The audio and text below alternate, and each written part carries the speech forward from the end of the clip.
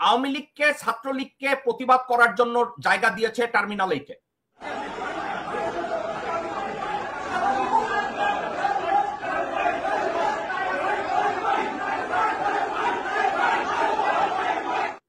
গিয়াসের সহায়তায়, হুমায়ুন কবিরের সহায়তায় এবং বিএনপির কিছু লেসপেন্সারদের সহায়তায় এই লোকগুলো 4 নম্বর টার্মিনালে গিয়ে ঢুকেছে। সবাই বলে যে আমেরিকান সাপোর্ট নিয়ে ডক্টর মোহাম্মদ ইউনূস বাংলাদেশে অন্তর্বর্তীকালীন সরকার প্রতিষ্ঠা করেছে এবং হাসিনাকে সরিয়েছে।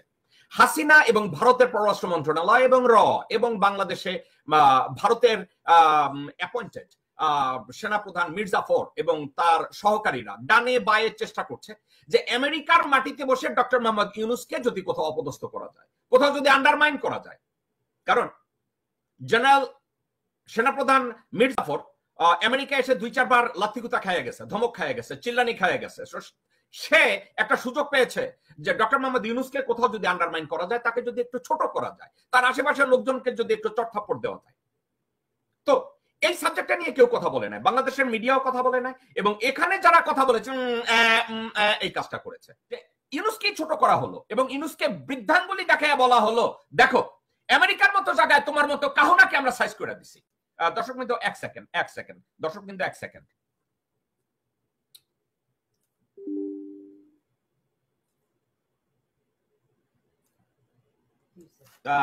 তো এখন তারা বোঝানোর চেষ্টা করেছে ডক্টর মোহাম্মদ ইউনূসকে আমেরিকার মতো জায়গায় তারা ছোট করে দিতে পারে। তো ছোট করার জন্য তারা কি করেছে? এই ইনসিডেন্টটা করেছে। আমি কয়েকটা ছবি আপনাদেরকে দেখাবো, যে ছবিগুলো আমি আপলোড করাচ্ছি। এই ঘটনার সাথে কারা কারা ইনভলভ এবং কিভাবে ইনভলভ, এটা আপনাদেরকে জানানো দরকার। তো তাদের ভিতরে ওকে দর্শক বিন্দু আমি পেয়েছি। এখন চিন্তা করেছে ওয়াকার যখন ডক্টর মোহাম্মদ ইউনূস খুব টেকনিক্যালি এবং ডিপ্লোম্যাটিক্যালি ওয়াকারকে যেখানে একটু টাইট দেওয়ার দরকার মনে করেছে, উনি সরাসরি টাইট দেয় নাই, উনি আমেরিকান অ্যাডমিনিস্ট্রেশন অথবা ইউরোপিয়ান অফিসিয়াল বা ডানে বায়ে করে এটা ম্যানেজ করেছে ডিপ্লোম্যাটিক্যালি। ডক্টর মোহাম্মদ ইউনূস কোনো ভায়োলেন্ট মানুষ না, উনি শান্তিপ্রিয়, যোগ্য একজন মানুষ এবং রিসোর্সফুল একজন মানুষ। তো উনি চিন্তা করেছে ওয়াকারকে যদি আন্ডারস্ট্যান্ডিং এর মাধ্যমে, একটা নেগোসিয়েশন বা আলাপ আলোচনার মাধ্যমে নিয়ন্ত্রণ করা যায়, তাহলে উনি ডেকে ধমক দিবেন কেন? ডক্টর মোহাম্মদ ইউনূসের রাষ্ট্র পরিচালনার ক্ষেত্রে ম্যানেজারিয়াল স্কিল সোফার উনি প্রমাণ করেছেন উনি অতটা বিজ্ঞ না, এবং এটার এক্সিকিউশনে ওনার অযোগ্যতাটা একের পর এক উনি প্রমাণ করেছে যে রাষ্ট্র পরিচালনার ক্ষেত্রে যে কাহুনা, যেই হেদান থাকা দরকার, এটা ডক্টর মোহাম্মদ ইউনূস এখন পর্যন্ত প্রদর্শন করেন নাই। উনি ভদ্রতা দেখিয়েছেন, ভদ্রতার জন্য উনি বারবার উনি প্রমাণ করার চেষ্টা করেছেন যে আমি ভদ্রতা দেখাবো, ভদ্রতায় যদি কোনো কিছু বেরিয়ে আসে। কিন্তু ডক্টর মোহাম্মদ ইউনূস কোনো অবস্থাতে বুঝতে রাজি না যে বাংলাদেশের যেই গোষ্ঠী ভারতের তল্পি বাহক, তাদের ভিতরে ভদ্রতার লেশ মাত্র নাই, মানসিকতা, মানবিকতা, উদারতা, ক্ষমা সুন্দর দৃষ্টি অথবা মানবিক গুণের অধিকারী এমন কোন কিছু যোগ্যতা এই ভারতের তল্পি বাহকদের নাই, এবং তারা ওটাকে ব্যবহার করা তো দূরে থাক, তাদের মানসিকভাবে তারা এভাবে গড়েই উঠেনি। এমন একটা গোষ্ঠীকে ডক্টর মোহাম্মদ ইউনূস ভদ্রতা দেখাচ্ছে, উদারতা দেখাচ্ছে, তাদের সাথে তার পাণ্ডিত্য দেখাচ্ছে, কিন্তু উনি যখন এগুলো দেখাচ্ছে তখন পর্দার আড়ালে বসে ওয়াকার হাসিয়ার বলে, ডক্টর মোহাম্মদ ইউনূস আপনি কোথাকার কোন হনু, আপনারে আমরা কেয়ার করি না, আপনার ভদ্রতা খেতা করে। আপনার মনে আছে বাংলাদেশের সংগ্রাম অফিসের পত্রিকা অফিস যখন অ্যাটাক করা হলো, যখন বৃদ্ধ একজন সম্পাদককে পিটানো হলো, তারা কিন্তু যারা অ্যাটাক করেছে তারা কিন্তু জানে ওই সম্পাদক বৃদ্ধ, তার দাঁড়িয়ে আছে, একজন 5 ওয়াক্ত নামাজ পড়ে, একজন ধার্মিক মানুষ। উনি ভদ্রতা সুলভ আচরণ দিয়ে তাদেরকে বলল যে তোমরা আমার নাতির মতো, সন্তানের মতো। এই কথা বলার পরে কি করেছে? তাকে ঘাটটা ধরে, দাড়িটা ধরে টেবিলের উপরে মেরে 2টা ঘুষি মাইরা কইছে খানকির পোলা রাজাকার। এই হচ্ছে আওয়ামী লীগ, এই হচ্ছে ওয়াকার, এই হচ্ছে হাসিনা, এই হচ্ছে ভারতীয় তল্পি বাহকরা। আপনি তাদেরকে কোরআনের দোহাই দিবেন, কাজ হবে না, বা বয়সের দোহাই দিবেন, তাতে তাদের কাজ হবে না, তাদেরকে ভদ্রতার কথা বলবেন, কাজ হবে না, দেশপ্রেমের কথা বলবেন, তাতে তাদের কাজ হবে না, ব্যক্তি অস্তিত্বের কথা, সম্মানের কথা বলবেন, তাতে তাদের কাজ হবে না। তারা শুধু একটা জিনিস জানে, জয় বাংলা এবং ভারতীয় স্বার্থ, এর বাইরে তাদের কোনো কিছু নাই। এখন নিউ ইয়র্কে যে এপিসোডটা হয়েছে, টোটাল এপিসোডটাকে অর্কেস্ট্রেট করেছে সেনাপ্রধান মির্জাফর, সেনাপ্রধান ওয়াকার মির্জাফর, সেনাপ্রধান মির্জাফর ওয়াকার, সে এবং পররাষ্ট্র উপদেষ্টা তাওহিদ হোসেন। এই হারামজাদা গান্ডু পররাষ্ট্র মন্ত্রণালয়তে ওয়াকারের তত্ত্বাবধানে সেটি কি আছে? ডক্টর ইউনূস তাকে টাচ করতে পারছে না, কারণ পররাষ্ট্র মন্ত্রণালয় ডক্টর মোহাম্মদ ইউনূসের নিয়ন্ত্রণে নাই। ডক্টর মোহাম্মদ ইউনূসকে কথা উপদেশ দিবেন, উনি যদি শোনার মতো মানসিকতা আদৌ আছে কি আছে না এটা জানা যাবে না, কারণ তার দরজায় বসিয়ে রেখেছে 2 পয়সার এক রমণী, যে রয়, হাসিনার, আওয়ামী লীগের এবং ভারতের কল্যাণে ডক্টর মোহাম্মদ ইউনূসকে ব্লাইন্ড করে, যার যেই বেটির স্বামী হলো সাইয়েদ কবির নামে প্রথম আলো এবং ডেইলি স্টারের এক তাদের লেসপেন্সার, তার বউ বসে আছে ডক্টর মোহাম্মদ ইউনূসের ডোরের কাছে। সো ডক্টর মোহাম্মদ ইউনূস এই সাবজেক্টটা জানে অথবা বুঝে অথবা জানার মতো ইচ্ছা আছে, অথবা বাংলাদেশকে ইন্ডিপেন্ডেন্টলি একটা লিডারশিপ দেওয়ার মতো কোয়ালিটি উনি চান কি চান না এটা বোঝার কোনো উপায় নাই। কারণ ডক্টর মোহাম্মদ ইউনূস নিউ ইয়র্কে এসে যখন নেমেছে, ওই বেটিকে দেখছি, ওই হারামজাদিকে দেখছি ডক্টর ইউনূসের পাশে দাঁড়ায় রয়েছে। থাকবে না কেন? ডক্টর মোহাম্মদ ইউনূস তারে এসডিজির ইনচার্জ বানাইছে। সাইদ কবিরের বউ, আমি তার নাম নিতেছি না, একটা কারণে নিতেছি না, নেব, হু নোজ, আমাকে যদি নিতে হয় তাহলে আমি নেব, কারণ এই বেটির নাম নিলে 10 বার রুজু করতে হবে। কারণ বাংলাদেশে ডক্টর মোহাম্মদ ইউনূসের যত অর্জন আছে, এই অর্জনকে যদি একজন মানুষ জাহান্নামে মিটানোর চেষ্টা করে, ওই বেটি সাইদ কবিরের বউ ডক্টর মোহাম্মদ ইউনূসের দরজা যে রক্ষা করে, অ্যাপয়েন্টমেন্ট করতে গেলে যে হারামজাদি বেটি মানুষকে আটকে দেয়, ওই হারামজাদি। এখন তৌহিদ হোসেন এবং পররাষ্ট্র মন্ত্রণালয়, ডক্টর মোহাম্মদ ইউনূসের কোনো নিয়ন্ত্রণ নাই। মির্জা ফখরুল ওয়াকার অ্যাম্বাসেডর নিয়োগ দেয়, মির্জা ফখরুল ওয়াকার প্রেস মিনিস্টার নিয়োগ দেয়, মির্জা ফখরুল ওয়াকার তৌহিদকে বলে দেয় এটা করতে হবে, এটা করতে হবে। ওয়াকার যেটা বুঝে না, ওয়াকার তৌহিদকে বলে দেয় ভারতীয় পররাষ্ট্র মন্ত্রণালয় অথবা হাই কমিশনের অর্ডার নাও, তারা যেভাবে বলে ওইভাবে করো। তৌহিদ হোসেন ওয়াকারের নির্দেশে এবং রয়ের সাথে একত্র হয়ে তারা প্ল্যান করেছে অনেক আগের থেকে। ডক্টর মোহাম্মদ ইউনূস সেপ্টেম্বরে 22-23 তারিখে নিউ ইয়র্কে আসবে, ইউএন অ্যাসেম্বলিতে কথা বলবে, এই জন্য তারা প্ল্যান করেছে আগস্ট মাসের 15 তারিখ থেকে ডক্টর মোহাম্মদ ইউনূসকে কিভাবে নিউ ইয়র্কে অপদস্থ করা যায়। তার একটা মহড়া দিয়েছে ডক্টর মোহাম্মদ ইউনূসের উপদেষ্টা পরিষদে একটা অর্ধ জন্ম নেওয়া প্রি ম্যাচিউরড বেবি হয় না, মায়ের উদর থেকে প্রি ম্যাচিউরড বেবি যেগুলোর জন্ম হয়, অর্থাৎ 9 মাস পরে যেটা জন্ম হয় ওটা তো ফুল ম্যাচিউরড। প্রি ম্যাচিউরড হলো 4 মাস অথবা 5 মাসে বাচ্চা বাইরে গেছে। এই ধরনের এক প্রি ম্যাচিউরড বেবি হয়েছে মাহফুজ আলম। এই হারামজাদাকে পাঠাইছে নিউ ইয়র্কে।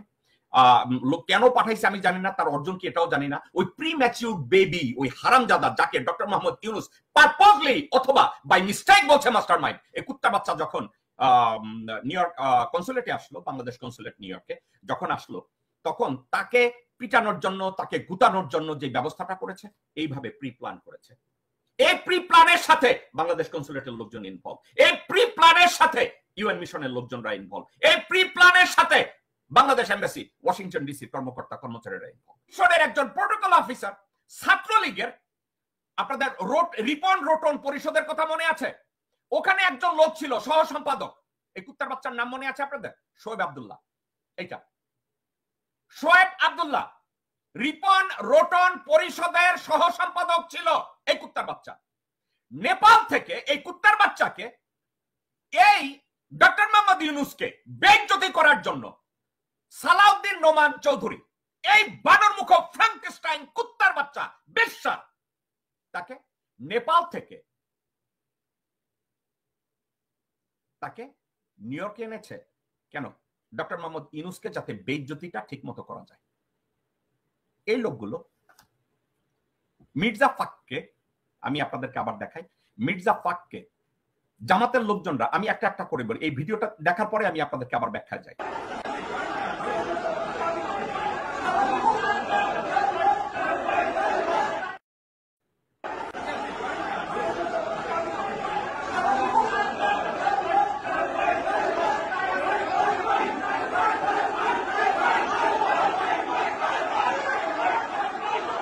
শুরুতে আপনি দেখবেন মির্জা ফাককে যখন, বাই দ্য ওয়ে আমি এর আগে যাই, ভিডিওটা দেখার আগে যাই, আওয়ামী লীগকে, ছাত্রলীগকে প্রতিবাদ করার জন্য জায়গা দিয়েছে টার্মিনাল 8-এ। এখন এই গিয়াসের সহায়তায়, হুমায়ুন কবিরের সহায়তায়, গিয়াসের সহায়তায়, হুমায়ুন কবিরের সহায়তায় এবং বিএনপির কিছু লেসপেন্সারদের সহায়তায় এই লোকগুলো 4 নম্বর টার্মিনালে গিয়ে ঢুকেছে। কেন? তাদের অভ্যর্থনা জানানোর জন্য।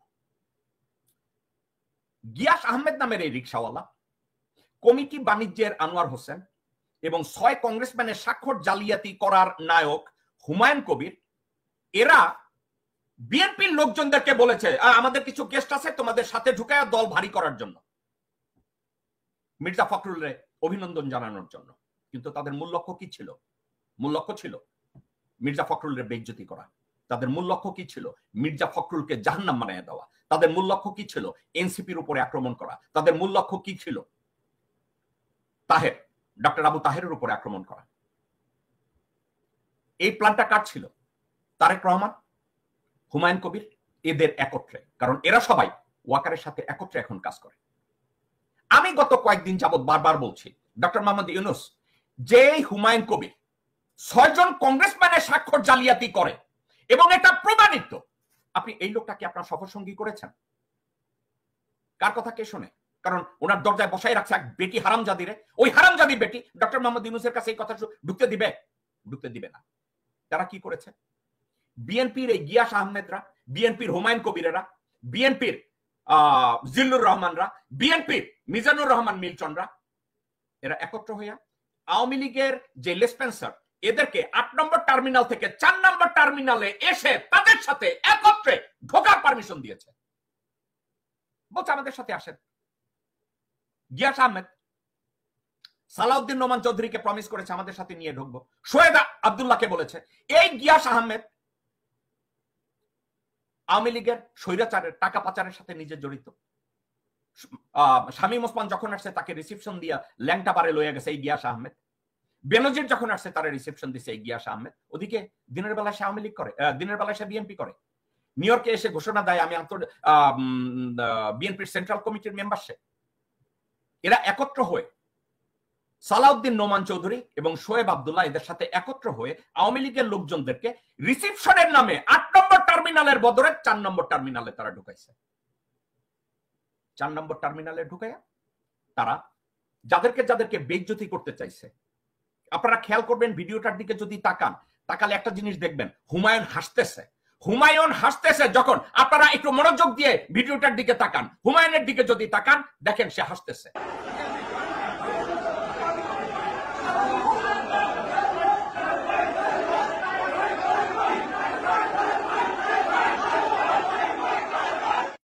হুমায়ুন হাসতেছে একটা কারণে, বিএনপির মধ্যে যে গ্রুপিং আছে, এই হুমায়ুন হইছে আমির খসরু মাহমুদ এবং সালাউদ্দিন গ্রুপের লোক।